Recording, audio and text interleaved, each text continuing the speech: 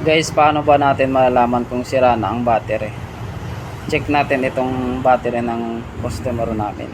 Gagamitan natin siya ng digital tester. Ito guys, malalaman natin dito kung sira na ring battery.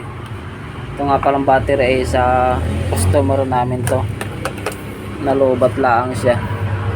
Pinacharge sa amin, tapos check kung ayos pa. Titingnan natin kung ayos pa guys. Kung makikita nyo dyan, mayroong yan yung kotse, dyan natin yan isisit. Lalagay natin siya sa out of vehicle, tapos regular floated, tapos CCA. Isisit natin siya sa 290 na CCA guys. 290 lang ang CCA nito eh. Yan. Tapos i-click natin.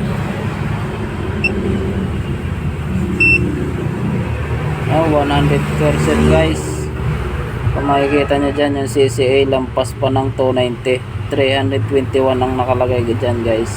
Kaya ayos pa rin battery guys.